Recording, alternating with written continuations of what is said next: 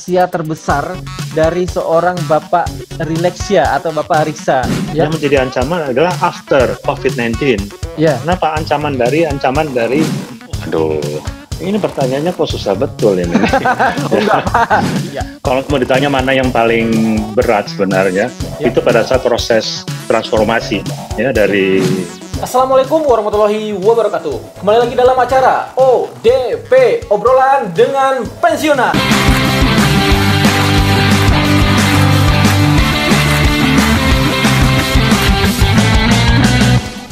Seperti biasa, untuk kali ini kita akan mengundang salah satu narasumber yang mana beliau ini pensiunan dari BPJS Ketenagakerjaan atau BP Jam Sostek. Ini menarik karena kita ingin menanyakan hidup kedua beliau setelah pensiun.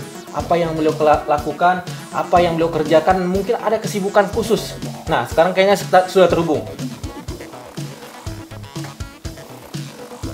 Sepertinya kita sudah terhubung dengan narasumber kita atau bintang tamu kita pada siang hari ini. Kita hubungi beliau. Selamat siang, Assalamualaikum warahmatullahi wabarakatuh. Waalaikumsalam, Mas Petra. Apa kabar? Alhamdulillah sehat, Pak. Selamat datang, Bapak Rileksia Surya Putra Patipelohi, SHMH. Ini menarik sekali. Kita awali dengan mungkin Bapak bisa menjelaskan, Pak, ini arti namanya apa, Pak? Rileksia Surya Putra Patipelohi. Sebenarnya itu namanya itu gabungan dari orang tua saya gitu ya. Orang tua saya tuh yang ibu namanya Sundari, kemudian yang ayah namanya Leksi gitu ya, Rileksia. Jadi Rileksia. Ya, kalau Patipelohi memang aslinya dari Ambon dulu memang ya. Bapaknya dari Ambon, kemudian ibu dari Jogja. Gitu Mas Petra. Oke, dari Ambon dan Jogja. Iya, jadi blasteran ya, Pak ya. Jadi blasteran. Iya, blasteran. Oke, Petra baca dari riwayat Bapak, itu Bapak lahir di Yogyakarta, betul ya Pak ya? Betul. Ya, dan ini menarik sekali karena dari riwayat Bapak memiliki pengalaman kerja yang panjang sekali nih. Nah, kita pengen tahu nih, perjalanan karir Bapak secara singkat mungkin Pak di BP Jam Sostek atau BPJS Ketenagakerjaan. Oh ya, Mas Petra, itu memang awalnya itu 30 tahun 4 bulan yang lalu lah begitu ya. Awalnya start pertama itu ngelamar di namanya PT Aztec dulu ya. Ngelamar secara langsung, tapi kemudian dalam beberapa waktu kemudian diterima begitu. Ya. Dan pertama start sih jadi staff biasa gitu. Staff biasa dan kemudian masuk sebagai petugas lapangan gitu ya. Petugas lapangan atau PL, kemudian MORO, sekarang jadi apa? RO gitu ya. ARK Pak sekarang. AR ya, AR seperti itu. Selesai dari itu, kemudian jadi kepala bidang gitu ya, kepala bidang mulai dari cabang fluid, cabang grogol gitu. Kemudian juga langsung sebagai kepala pengendalian operasional di DKI Jakarta. Ya kan, di wilayah DKI Jakarta, Kabak Dalop lah namanya. Daop ya. Kemudian dari situ pindah lagi ke Serang. Serang cuma 6 bulan. 6 bulan sebagai kepala kantor cabang ya Pak ya? Sebagai kepala kantor cabang di Serang. Kemudian berangkat lagi ke Batam. Batam 2 tahun lah ya, 2 tahun. 2 tahun. Batam. Rio ya. Setelah itu langsung lompat ke kepala divisi kepatuhan hukum. Dulu namanya Kepala Biro Hukum ya, Kepala Biro Hukum ya. Ya, seperti itu. Nah, di situ rupanya lama, hampir 7 tahun tuh, Mas Petra. Hampir 7 tahun. Sampai selesai 30 tahun, 4 bulan, dia selesai berkarir, ya sudah.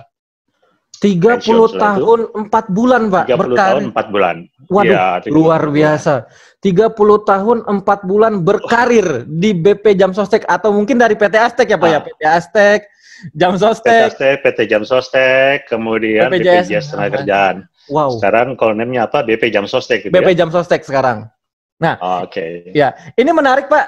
Petra lihat dari terakhir jabatan Bapak itu sebagai Kepala Divisi Kepatuhan dan Hukum.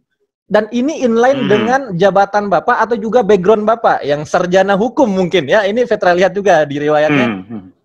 Kepala Divisi Hukum Kepatuhan dan Hukum BPJS Ketenagakerjaan, dan itu Bapak menjalaninya kurang lebih 7 tahun, betul Pak? Ya, kurang lebih 7 tahun. Ya. Oke. Nah, ini kita akan lebih spesifik tentang kepatuhan dan hukum di BPJS Ketenagakerjaan, boleh nggak Pak? Oh, aduh, ini serius ini kalau ini. Ini serius ini. Nah, ini kami pengen tahu nih perjalanan karir Bapak di Kepatuhan dan Hukum, dan mungkin apa saja produk hukum atau hal yang besar menurut Bapak yang telah dilahirkan dari seorang Bapak Rileksia Suryaputra Patilohi. Mas Petra, sebenarnya kita semua itu kan kerja tim gitu ya. Kebetulan saya dipercaya sebagai Kepala Biro Hukum, kemudian beralih menjadi Kepala Divisi Kepatuhan dan Hukum gitu ya. Jadi kerja tim itu semuanya. Kalau mau ditanya mana yang paling berat sebenarnya, itu pada saat proses transformasi ya dari BPJS Tenaga dari PT Jamsostek Persero ke BPJS Tenaga Kerjaan. Nah, di situ kan harus kita jalankan itu ya amanah dari Undang-Undang 40 2004, kemudian 24 2011 gitu ya tentang SJSN maupun tentang BPJS. Nah, itu tahap pertama adalah tahap rekonsolidasi, harus kuatkan dulu aspek legalnya dulu. Jadi legal harus dibenahi dulu. Nah, kemudian legal dibenahi karena sebelumnya itu kan pengaturan dengan produk hukum yang lama. Kemudian yang baru ya harus disesuaikan dengan Undang-Undang 40 2004, 24 2011, PD inline. Dari situ Mas Petra itu ada 11 peraturan pemerintah. Kemudian 4 peraturan presiden gitu ya. Kemudian ada 4 peraturan, 7 Permenaker dan 7 per BPJS. Itu yang di produk tim kami. Dari Bapak saat Bapak menjabat ya Pak ya? Ya. Tapi posisi di divisi hukum itu harus jadi leader di situ ya, karena itu aspek legal ya. Betul. Jadi hubungan kepala divisi itu langsung berhubungan langsung juga dengan Pak Dirut, kan dia di bawah Pak Dirut ya. Jadi harus jadi apa, driver bukan jadi passenger gitu ya. Jadi harus ngelit semuanya. Benar. Itu Mas Petra. Berarti bisa dikatakan seorang Bapak Riksa itu memegang peran penting terkait transformasi dari PT Jamsostek menjadi BPJS Ketenagakerjaan. Bisa dikatakan seperti itu, Pak? Penting karena memang amanah undang-undang ya. Karena amanah undang-undang memang harus basis legalnya harus kuat. Kalau tidak bisa. Tidak bisa proses pelaksanaan undang-undang sistem jaminan sosial dan BPJS Ketenagakerjaan. Jadi memang harus kuat landasan hukumnya dulu. Di dalamnya itu kan bukan saja menyangkut masalah hukum ansih ya, semata-mata hukum, tapi juga dia bersentuhan dengan hubungan antar lembaga, gitu ya, lembaga kementerian. Dia berhubungan juga dengan politik hukum, begitu ya. Belum di sisi lain secara internal juga harus dikuatkan perubahan paradigmanya, harus dirubah. Itu tugas dari BOD saat itu ya. Change paradigm sama change culture itu adalah bagian yang lain, tapi aspek legal itu harus kuat. Nah, itu Mas Petra. Ini menarik sekali Pak. Kita akan lebih detail lagi terkait masalah transformasi ini. Nah, mungkin Bapak bisa jelaskan sedikit Pak ke kami apa nih perbedaan antara perubahan dari Badan Hukum atau perubahan dari PT Jamsostek jadi BPJS Ketenagakerjaan. Ada hal-hal yang menarik nggak Pak di saat proses penyusunan dari produk hukumnya atau transformasinya Pak? Iya. Kalau prinsip pertama itu kan secara umum, saya tidak masuk ke teknis, tadi memang legal standing-nya kan beda. Jadi legal standing-nya itu sudah masuk ke Undang-Undang 40 2004 dan Undang-Undang 24 2011. Dan kemudian perbedaannya juga hal yang paling prinsip juga dari segi perilaku atau culture, yaitu saat berubah menjadi BPJS Ketenagakerjaan itu kan sesuai dengan keputusan presiden ya. Jadi tunduk pada presiden secara langsung. Tapi kalau PT itu kan sangat berbeda karena dia ke BUMN gitu ya, sama undang-undang BUMN ya. Tapi kalau BPJS Ketenagakerjaan itu kan badan hukum publik ya, jadi memang berbeda. Secara fundamental. Banyak di dalamnya juga perbedaan-perbedaan tuh ya sangat teknis di dalamnya gitu. Gitu Mas Petra. Luar biasa sekali ya, luar biasa sekali pandangan seorang mantan pensiunan dari Kepala Divisi Hukum dan Kepatuhan. Nah, ini keren sekali Pak. Tapi kita akan refleksikan diri sedikit Pak. Kita akan keluar dari zonanya BP Jamsostek. Sekarang kita atau Vetra ini pengen tahu nih kegiatan dari seorang Bapak Riksa setelah dinyatakan atau purna tugas dari BP Jamsostek atau BPJS Ketenagakerjaan Pak. Selepas 2017 saya dari BPJS Ketenagakerjaan, itu tidak berhenti juga sampai sekarang, terus quote and quote memantau terus perkembangan dari institusi. Mengapa begitu? Karena saat ini juga saya dan teman-teman juga kan menerima uang pensiun setiap bulan. Betul. Nah, ini merupakan himbauan moral juga gitu, Mas Petra. Jadi jangan dianggap bahwa setelah pensiun itu selesai. Enggak. Kita juga punya kewajiban moral juga untuk bisa terus mengawal institusi ya. Iya, betul, Pak. Dan juga buat saya sendiri, kata pensiun itu nggak ada. Walaupun dalam aturannya sendiri bahwa memang ada pensiun 56 tahun, 55 MPP masa persiapan kan gitu ya. Betul. Bagi saya nggak ada. Jadi ada karir kedua itu masih ada. Oleh karena itu, karena sejak awal saya di PT Astek dulu atau PT Jam Sostek Persero, itu aktif menggumuli background saya di bidang hukum ya. Jadi di bidang hukum, rajin ikut dalam diskusi, kemudian juga berteman dengan teman-teman di law firm gitu ya. Kemudian juga jadi legal consultant, tapi kan tidak terikat karena tidak boleh rangkap jabatan seperti itu ya. Betul. Nah, itu ada sedikit kenakalan, banyak cerita kenakalan di situ ya. Artinya ada di gray area gitu ya. Betul. Bisa diterjun di bidang hukum, itu ada cerita lain lagi, nanti ada dinamikanya. Nah, sampai sekarang saya tekuni di dunia hukum setelah pensiun. Ya, setelah purna tugas, ya tidak berhenti. Tapi tetap aktif di law firm. Saya punya law firm sendiri, kantor pengacara sendiri. Kemudian juga bergabung dengan teman-teman sebagai associate. Tapi yang ketiga, saya juga aktif di APindo, Asosiasi Pengusaha Indonesia, gitu ya. Juga di Yayasan Pendidikan. Yayasan Pendidikan yang mengurus hampir 66 sekolah ya, 66 sekolah. Dan ya ribuan murid gitu ya. Ribuan murid. Nah, yang terakhir saya punya semacam startup atau namanya PT Barometer Regulasi Indonesia. PT Barometer Regulasi Indonesia bekerja sama dengan teman-teman dari UGM. Jadi untuk Barometer Regulasi Indonesia itu membuat kajian-kajian, analisa hukum, berikan tulisan-tulisan di media tentang jaminan sosial, bukan jaminan sosial tenaga kerja ya, jaminan sosial gitu. Nanti ada kesehatan dan sebagainya.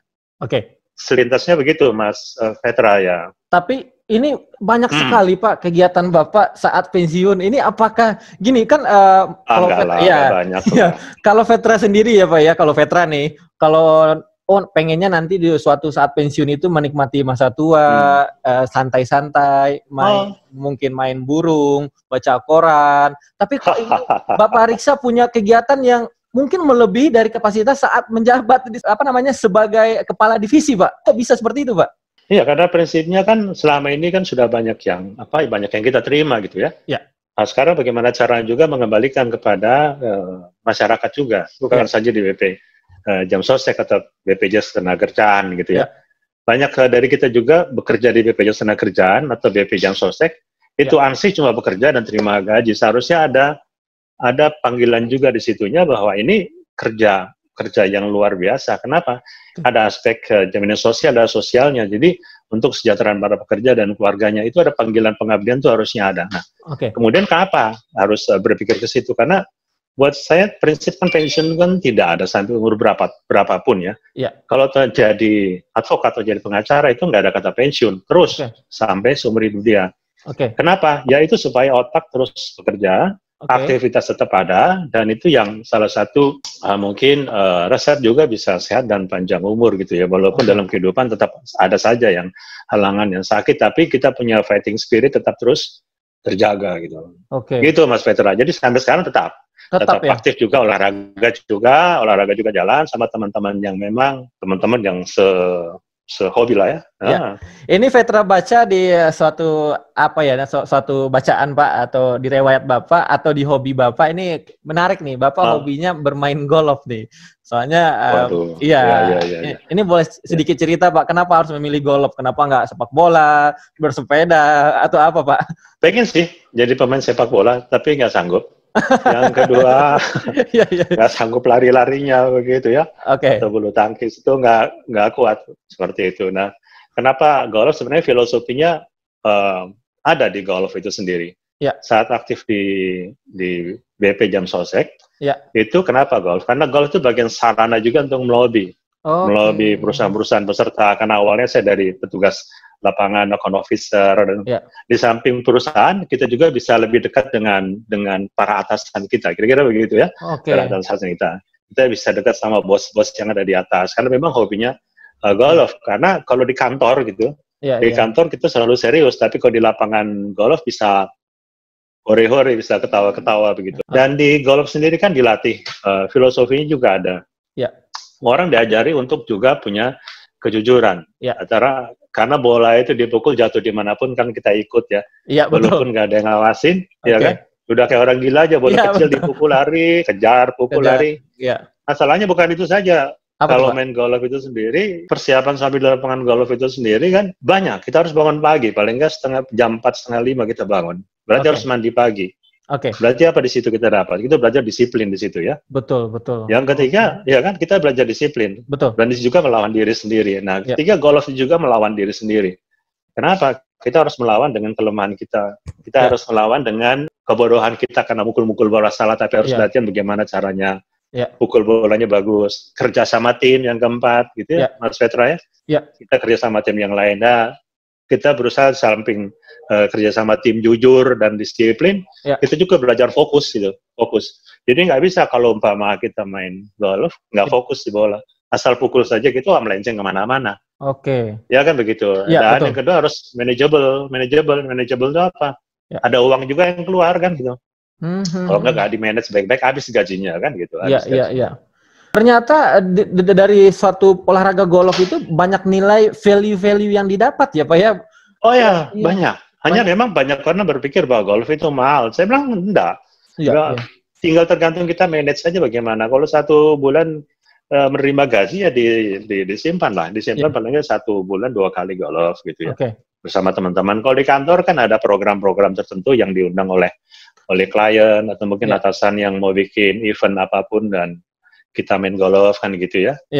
Ya sepanjang itu sesuai dengan aturan boleh dilakukan ya. Tergantung hobi masing-masing. Kalau ada yang futsal ya futsal, kalau mau pedal ya pedal kan gitu ya. Ya macam-macam cara. Apakah sampai saat ini main golf masih rutin Pak atau sudah berkurang intensitasnya? Kalau saat ini jelas enggak, karena lagi pandemi kayak begini kan gitu ya. Tapi sebelum pandemi COVID-19 ya main.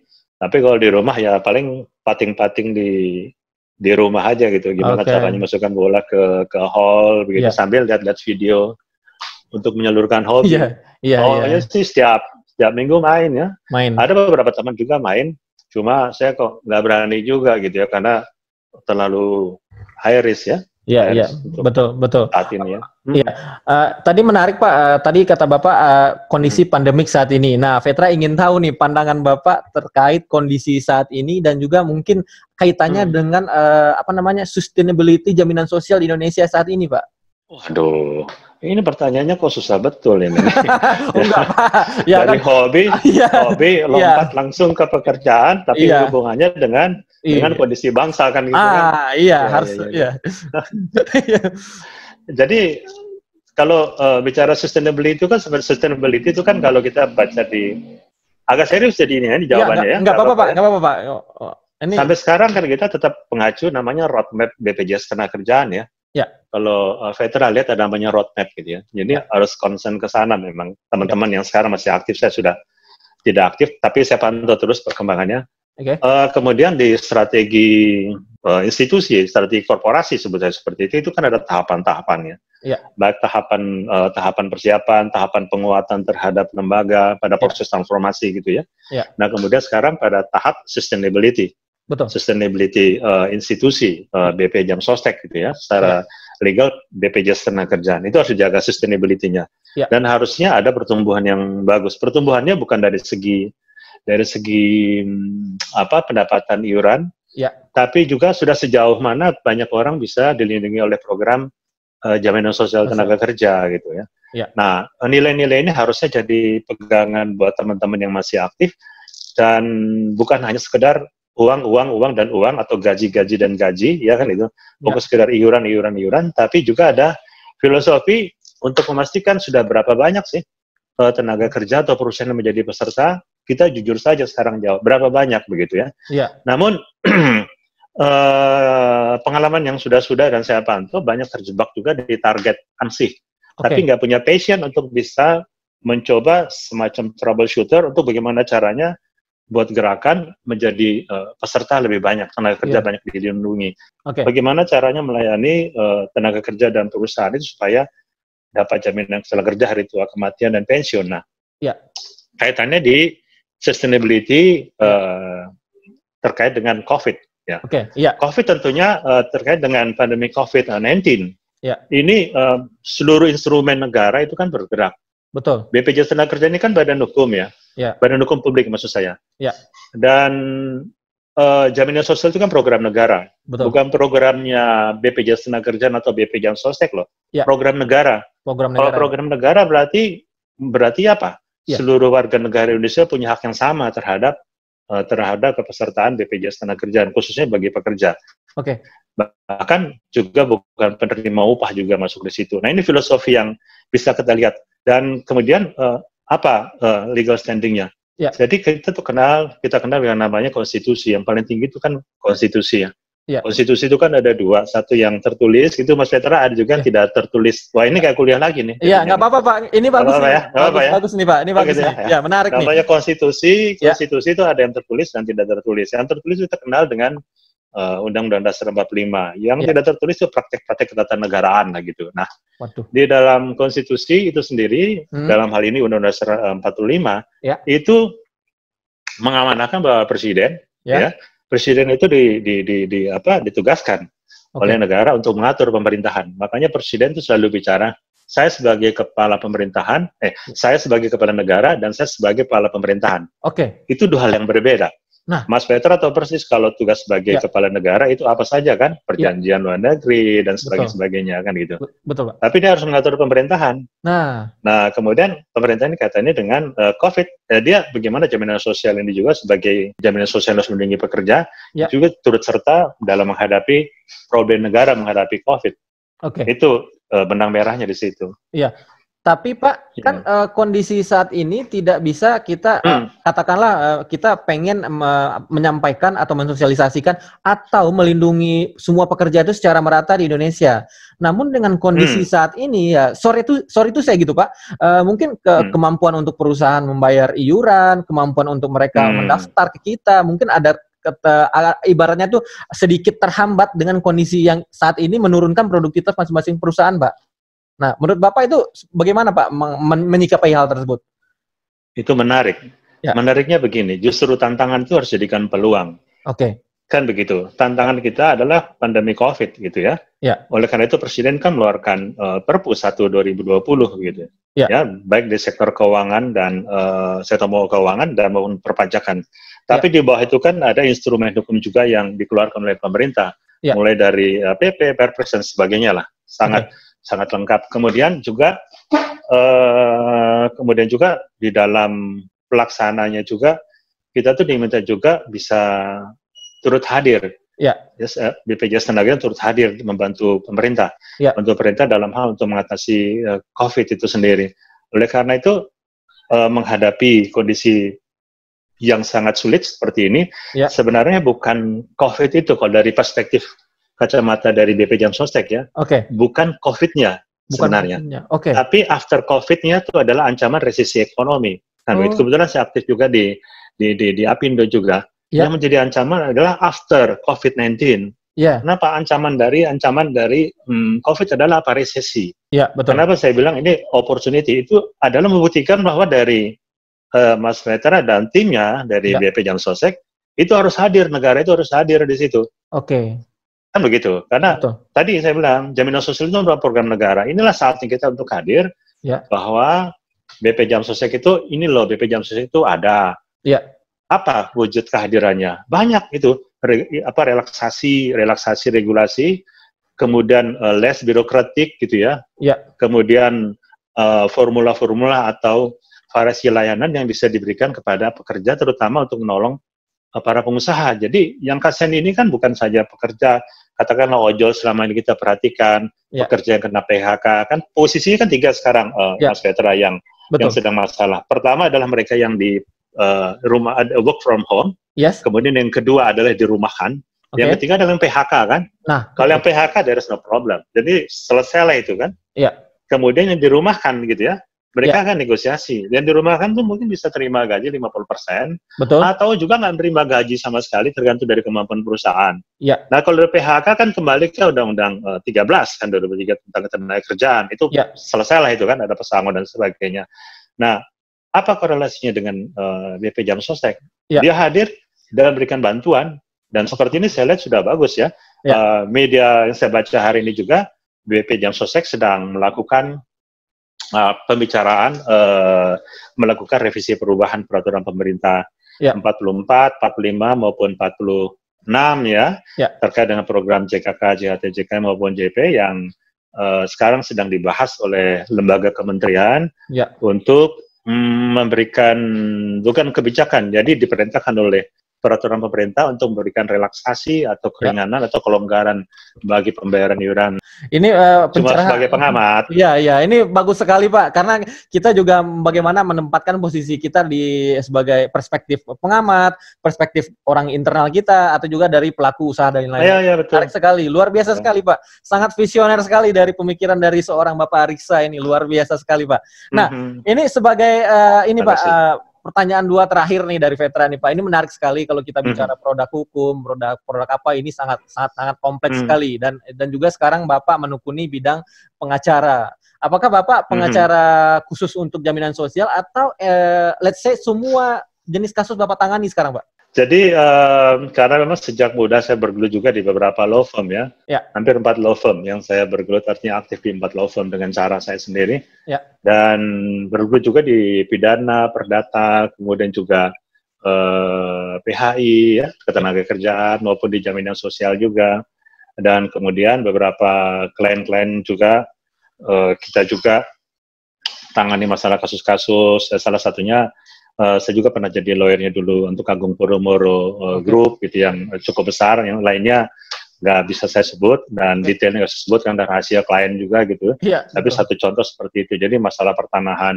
Kemudian juga dampingi beberapa teman-teman yang dulu pernah terkena kasus pidana, baik di tingkat kepolisian di Polsek, di Polda, maupun di tingkat Kejaksaan Agung begitu ya. Nah itu bagian dari proses untuk bisa eksis di situ, Mas Vetra ya. Jadi tidak berarti bahwa seorang yang sudah pensiun atau dari pensiunan dari BP Jam Sostek itu dikatakan oh ya udah di rumah aja, itu tidak berlaku oleh seorang Bapak Riksa ya Pak ya. Ya, yang itu saya katakan tadi bahwa kita punya karir, buat saya itu nggak ada kata pensiun ya, punyanya adalah karir kedua. Oleh karena itu selesai dari BPJS Ketenagakerjaan, bahkan saya minta cuti lebih cepat gitu ya. Cuti lebih cepat, maksudnya masa cuti saya gunakan untuk proses langsung kalau bisa MPP gitu, karena saya mau tekuni untuk karir kedua. Jadi pada saat selesai, pada saat MPP, saya sudah mulai bangun fondasi untuk maju ke dunia advokat ya. Dan kembali lagi ke mainan dunia advokat, kalau mau ditanya ya, saya semacam dapat mainan anak kecil dapat mainan gitu ya. Mainan baru gitu Pak ya. Sekarang ya pegang ya mainan baru excited gitu ya. Excited gitu ya. Karena apa? Excited karena dapat bisa turun ke pengadilan, bisa dampingi klien, bisa buat kajian, bisa bikin gugatan, bikin jawaban, replik dan sebagainya begitu ya. Dan buat kajian-kajian hukum, hanya memang sekarang tidak terlalu ke mainan di lapangan gitu ke pengadilan, kecuali sangat penting sekali.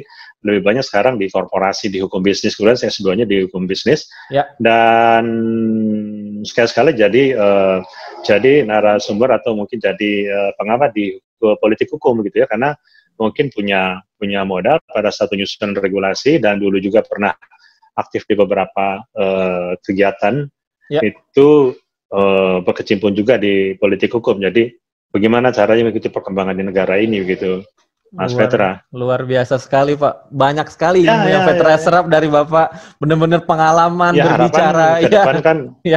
Pak, sebelum Vetra akhiri ini Pak, atau sebelum ditutup, Vetra atau kami ingin tahu nih Pak, rahasia terbesar dari seorang Bapak Rileksia atau Bapak Riksa yang mungkin orang tidak tahu sama sekali, Pak. Selama ini ada hal atau rahasia yang mungkin bisa dibagikan di sini, Pak. Apa ya rahasianya ya? Rahasia selain selain punya fighting spirit untuk tidak pernah berhenti untuk berkarya begitu, atau fighting spirit untuk tidak ada istilah pensiun, jadi karir kedua selalu ada. Dan juga sebenarnya harus punya semangat untuk hidup ya. Contohnya seperti saya. Hampir setahun yang lalu saya kena cancer juga, kena cancer di situ dan kenapa kena cancer? Cancer usus ya. Tapi sekarang sudah bersih gitu ya. Sudah bersih dan harus dilawan terus, baik melawan diri maupun melawan kondisi yang ada begitu. Sehingga semangat dan hati yang gembira itu membuat terus semangat. Sehingga pada saat pemeriksaan terakhir di bulan Januari kemarin sudah bersih gitu ya, bersih. Pak. Saya teruskan, sudah bersih. Kankernya itu sudah hilang, Pak, atau sudah dikatakan sudah tidak ada? Iya, sudah bersih. Sudah bersih, tapi namanya cancer sendiri kan tidak bisa hilang total sampai nol gitu ya, tapi proses kontrol selalu ada, dan setiap orang kan selalu ada saja benih kanker itu kan ada setiap orang, cuma tinggal tergantung pemicunya. Nah, sekarang sebenarnya pertanyaan untuk bisa bermanfaat bagi orang lain, bagaimana supaya jangan kena kanker. Kanker usus itu adalah kanker nomor 2 yang diderita oleh kaum lelaki di dunia. Pertama adalah sakit jantung, kedua adalah kanker usus. Itu berdasarkan informasi saya dapat di dokter di Penang. Saya berobat ke Penang. Kebetulan saya 2 kali operasi, kemudian 8 kali kemoterapi gitu ya. Dan selesai kemudian itu bermula dari 2019 dan selesai kemarin mulai Januari tanggal 9 dinyatakan sudah clear. Dan terus semangat terus, kenapa bisa recovery menurut saya cepat, karena pertama syukur Tuhan masih baik kasih nafas kehidupan buat saya. Dan kemudian saya harus melakukan yang terbaik, dan ini bagian dari proses delivery pengetahuan saya untuk teman-teman yang masih aktif juga, atau mereka yang berkecimpung di dunia ketenaga kerjaan, atau mereka di dunia law firm juga. Jadi sebenarnya kita punya tugas juga menjadi jembatan juga untuk membuat orangnya lebih hidup lebih baik, lebih sejahtera. Ada beberapa penyebab orang kena bisa kanker. Pertama memang dari gennya sendiri gitu. Yang kedua pola hidup. Nah, yang ketiga nih Mas Petra, ini yang ketiga nih. Yang ketiga adalah stres. Stres yang ketiga. Pak. Mungkin yang ketiga stres, karena saya mengalami itu, saya rasakan pada saat penyusunan regulasi itu luar biasa stresnya ya. Kita bahkan tidak jarang di dalam ruang rapat, dan rapat dari pagi ketemu pagi untuk proses transformasi ya menuju BPJS Tenagakerjaan itu. Jadi meletakkan landasan-landasan dengan tim dari BPJS Tenagakerjaan yang hebat dan luar biasa, dan sekarang masih memantau terus dari luar, dan terus mengawal institusi walaupun tidak aktif, tapi mengawal, berikan masukan pemikiran kepada manajemen supaya apa yang sudah dibangun sama-sama kami bangun itu tidak sesuai dengan yang dicita-citakan oleh para founding fathers, senior kami yang dulu ya. Itu menjaga sustainability itu penting. Itu Mas Petra. Luar biasa rahasianya Pak. Itu. Luar biasa sekali. Ya. Ini rahasia Bapak sekali nih. Ini rahasia hidup. Yang mungkin menjadi pelajaran juga buat kami, bahwa fighting spirit itu tetap harus terjaga sekali. Fighting spirit harus ada. Sekalipun ya kita dalam kondisi apapun. Nah, itu luar biasa. Fighting spirit terus dijaga dalam kondisi apapun. Luar biasa, Pak. Sebagai penutup, Pak, mungkin bisa berikan kami motivasi untuk generasi muda ini atau penerus Bapak ini untuk memajukan institusi kita dalam arti khusus, dan juga sebagai seorang jiwa-jiwa pekerja ini harusnya kami seperti apa gitu, Pak? Pertama bahwa bekerja di BP Jam Sostek itu bukan sekedar hanya bekerja gitu saja atau terima gaji. Karena mungkin dari generasi-generasi yang sangat muda ini melihat BP Jam Sostek sudah sangat besar. Padahal para senior kita, atasan saya itu dulu terima gaji cuma 200.000, ada yang 775.000 per bulan, begitu, yang sulit gitu ya. Mereka merintis yang luar biasa sehingga besar seperti ini dengan aset triliunan rupiah. Nah, tapi jangan lupa bahwa bukan sekedar hanya untuk bekerja begitu saja, tapi kita punya panggilan yang paling dalam adalah bagaimana meningkatkan kesejahteraan pekerja. Ya. Jadi ini sangat ideal ya, pengabdian lah kalau mau disebut sebagai pengabdian. Betul. Kemudian yang kedua, kalau mau kaya jangan kerja di BP Jam Sostek. Okay. Jadi kalau ada yang berpikir, oh saya mau kaya dari BP Jam Sostek, nggak ada.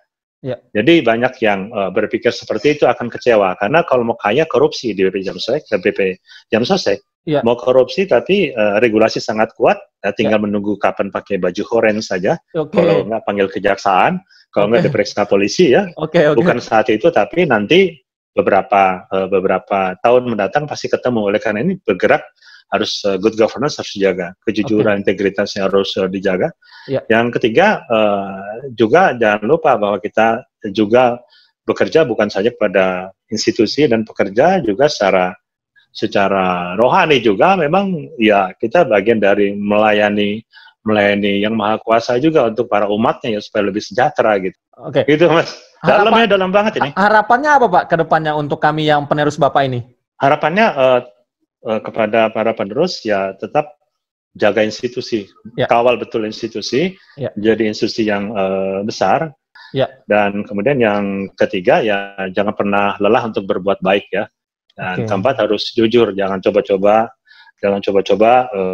melakukan hal-hal yang ilegal untuk merugikan institusi, karena itu uang pekerja di situ. Luar biasa. Gitu Mas. Benar-benar menggetarkan hati saya bahwa pentingnya itu menjaga kejujuran, integritas. Oh gitu ya. Number one. Wah itu luar biasa Pak. Benar-benar membuat kami itu makin semangat lagi nih meningkatkan bagaimana memajukan, mensejahterakan untuk seluruh pekerja Indonesia, khususnya pada umumnya tentunya bagi dan keluarganya. Ya, dan keluarganya, betul Pak. Luar biasa sekali Pak.